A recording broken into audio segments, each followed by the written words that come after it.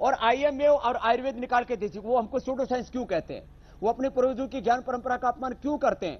जब हमारे पूर्वजों ने, महर्षि चरक, धर्मंत्री गौतम करादे, जमिनी, पाणिनि, पतंजलि ने, हमारे पूर्वजों ने जो हमें ज्ञान की विरासत दी, भगवान बुद्ध, भगवान महावीर, गुरु नानक देव ने, जो हमारे 4 वेदों ने, 11 उपनिषदों ने, सांख्य, योग, न्याय, वैशेषिक, वेदांत, मीमांसा, दर्शन ने, आखिर उस ज्ञान परंपरा का आप तो कम से कम अनादर मत कीजिए। चाइना अपने ज्ञान परंपरा का अनादर नहीं करता, और मैं तो सभी पूर्वजों को समान रूप से सम्मान देता हूं। मैं तो कन्फ्यूशियस को भी और चाणक्य को भी, मैं तो आइंस्टीन और न्यूटन को भी। अब जैसे ये हमारे जो पदार्थ विज्ञान को मानने वाले, जो ऊर्जा के सिद्धांत को मानते ही नहीं, केवल जब शरीर को एक यंत्र मान करके, एक इंस्ट्रूमेंट मान करके, एक मशीन की तरह इसके ऊपर काम करना चाहते हैं, ये है इनकी बाबा रामदेव।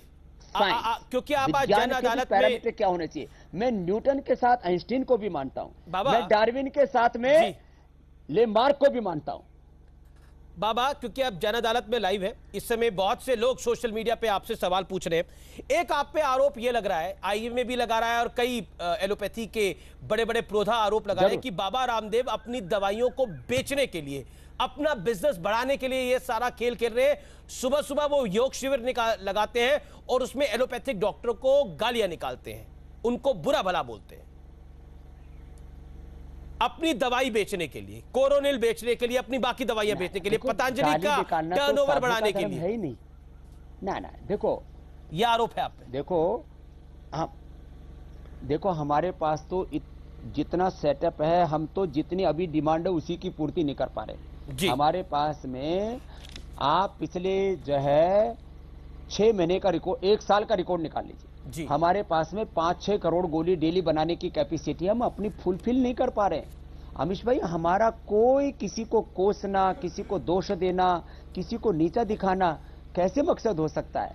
हमने तो मित्रस्य चक्षुषा सर्वाणि भूतानि समीक्षन्ताम एकत्वम अनुपश्यत, हमने तो सहनाओ तो सहनौ भुनक्तु के गीत गाए। हम तो एकत्व सा अस्तित्व, विश्व बंधुत्व और सामंजस्य के, वननेस को एग्जिस्टेंस, हार्मनी के उपासक है। अब इतना हमारे कोई एक एलोपैथी का एक भी आप बड़ा हॉस्पिटल बता दीजिए जहां पर आयुर्वेद के ट्रीटमेंट की, जो कि रिसर्च एंड एविडेंस बेस्ड भी मेडिसिन है, वहां पे उसकी उपचार की व्यवस्था हो। मैं कह रहा हूं पतंजलि में मैं जो भी एलोपैथी के जो आवश्यक ट्रीटमेंट है उसकी अनुमति देता हूं कि भाई इमरजेंसी के तौर पर, शल्य चिकित्सा के तौर पर अपना लो। एक बात और कहता हूं अमीश भाई, जो एक आदर्श एक एमबीबीएस और एमडी डॉक्टर कैसा होना चाहिए, वो डॉक्टर भी मेरे पास है यहाँ पर, एमबीबीएस एमडी डॉक्टर भी हैं। और भविष्य में पतंजलि वो एमबीबीएस और एमडी डॉक्टर बनाने का वो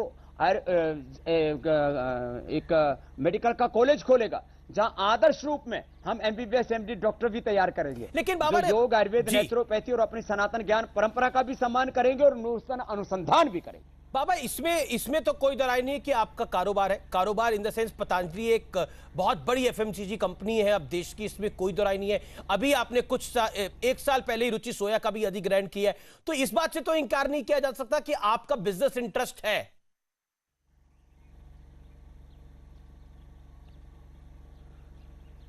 देखो, मैं पुरुषार्थ जो करता हूं उससे अर्थ आता है जी, लेकिन वो सारा अर्थ परमार्थ के लिए है ना मेरे भाई। ये बात अलग होगी ना। स्वामी रामदेव ने अपने लिए 1 कौड़ी भी इस्तेमाल की हो तो जो दंड मिले वो मैं स्वीकार करता हूं, लेकिन दुनिया में योग का, आयुर्वेद का, प्राकृतिक चिकित्सा का, वैदिक संस्कृति का जी, गुरुकुल का, ये पूरा अनुष्ठान अपनी सनातन संस्कृति को गौरव देने का, यदि हजारों करोड़ के मैंने चैरिटी के काम किए तो किससे किए? पुरुषार्थ से जो अर्थ आया उसको परमार्थ के लिए लगाया, निस्वार्थ भाव से। अब ये करना भी यदि गुनाह है तो मैं ये योग मूलक उद्योग और ये पुरुषार्थ मूलक अर्थ जो अर्जित हुआ इससे परमार्थ में करता रहूंगा। जी बाबा रामदेव, अब सवालों का दूसरा राउंड है, यानी बाबा रामदेव अब नेटवर्क 18 के संपादकों के सवालों के चक्रव्यूह में होंगे। और मेरे साथ इस चर्चा में विवेक नारायण जुड़ रहे हैं, जो कि मैनेजिंग एडिटर हैं साउथ न्यूज 18 के। आपका स्वागत है। राजीव पाठक है एडिटर न्यूज 18 गुजराती के। आशुतोष पाटिल है एडिटर है लोकमत के, न्यूज 18 लोकमत के। मेरे साथ इस चर्चा में ब्रजमोहन सिंह है जो कि एडिटर इनपुट है न्यूज 18 बिहार झारखंड के। तमाम लोगों का अभिनंदन है। लेकिन पहला सवाल मेरे पास जो है वो managing editor news 18 CNN news 18 के जाका जैकब